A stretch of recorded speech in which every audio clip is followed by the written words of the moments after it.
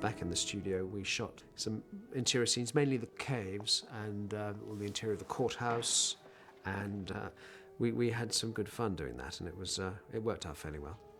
We came back to Shepperton and we built the interior of the cave. It was one cave for, I mean, don't tell anybody this, but it was one cave for both of the caves. And we had got all the extras to follow Mrs. Moore down in Bangalore.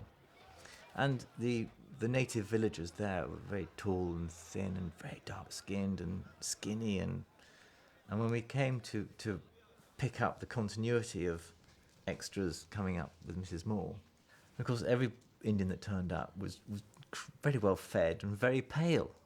So we actually had to make them all up, darken them all up and just choose the thinnest ones we could, because culturally they were poles apart. And then we had a similar sort of problem with as he's been carried out of the courthouse, because he's carried out of the courthouse in Shepperton and he appears on the steps in Bangalore. And so we had to double the people carrying him out in Shepperton. These sort of ridiculous logistical problems, which you probably don't notice because you're watching the action, were a problem.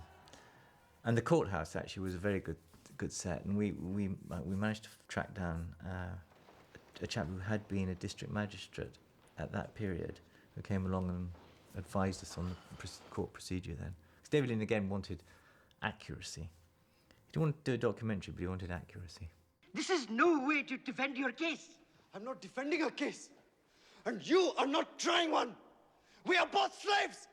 Mr. Mahmood Ali, unless you sit down, I shall have to exercise my authority. Do so.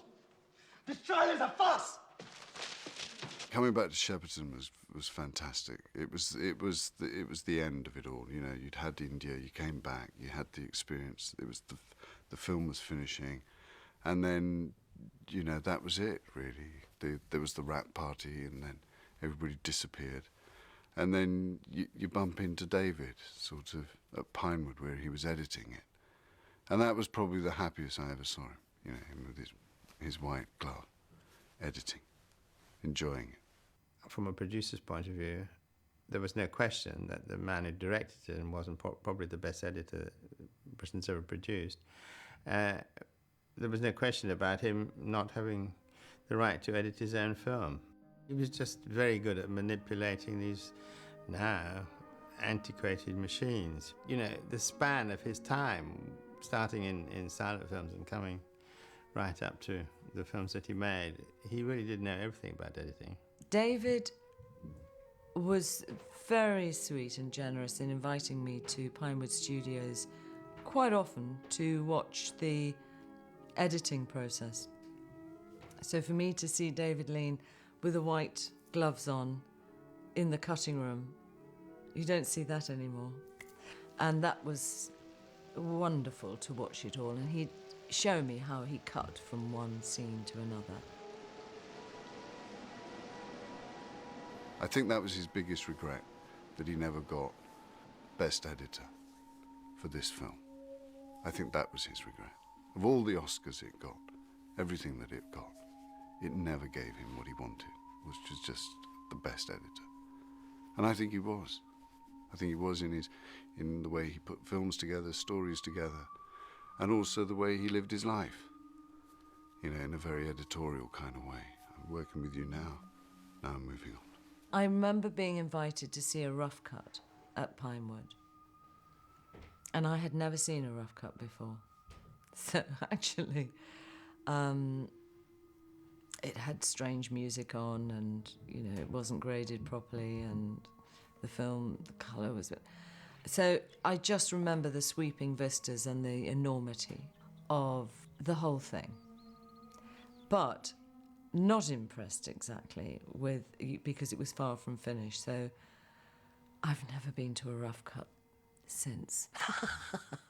As a producer, you sort of get married to the project, and you sort of know everything about it by the time you see it. Nothing really surprised me. I think Maurice Shah's music made an enormous difference. It really was very, very grand and sweeping and good. I liked it a lot.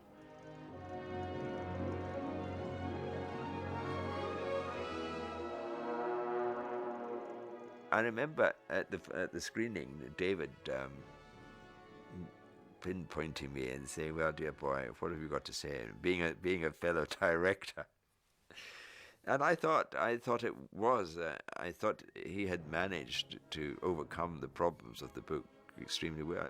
It was a very brave attempt at it, I think. I mean, an almost unfilmable book. I think he made a really good stab at it. The Forster novel, I thought, was not as big a story as the sorts of stories that he'd been used to with Zhivago, with Lawrence, with River Kwai, although I suppose he took it onto a big canvas. So the story wasn't that enormous, but with the canvas of India, he felt that he could lift it and put it on and paint it with a big broad brush, and that's what he did, you know. So the film stands as a lovely Forster story, but put on this enormous canvas of India, which worked very well. When the Oscar nominations, Amadeus was the other big competition, I think, and I was incredibly pleased, actually, the nominations it got, because it sort of validated David Lean as a great British director and his ability to select a crew and a cast that could tell a good story that people wanted to see and people rated. And actually that was terrific. And, you know, I'm really sorry he didn't make another film, really, because it would have been interesting. I would say there wasn't a sense that it was going to be his last film. I mean, he seemed strong and, you know, and powerful and absolutely in control. I think when you're doing a film, whatever size of the venture, you're so involved in just what it is on the day that it is that you don't think in terms of posterity. I can't believe it's 20 years ago, but it does now seem historic, you know, it's in history for me now. And it's just something that will always be up there in a sort of frame as something, an adventure that you don't have again. It was wonderful. Oh, I tell you, it was an honour to do, and looking back, it's an honour to have been in. And I met this wonderful man who then became a very, very close friend, and I saw a great deal of him, and then he was going to do Nostromo. So I was down in south of France being flown out by him because he wanted me to play Gould. So there I was round that table with John Box and all the guys and talking about the film, and I was, you know, there we were. Maybe that might have happened. You never know. God didn't allow him to make that last picture, but I made a great friend, and I really, really enjoyed myself. I was very lucky. It was, for me, you know, the biggest film I'd ever been in, and still is the biggest film I've ever been in. It was just a great life-enhancing experience to be part of that, and to get to India, to get to the subcontinent, and to travel about in India was a very, very memorable experience in my career. It was a beautiful film, and I thought he had done a wonderful job, one of his best works, I think. Yeah, I think people liked the film. I mean, I think it would have done better if it had been better distributed globally at the time. I mean, if it had come out now, it would have done miles better. But I think it was a remarkably good film at the end of an era for good British films.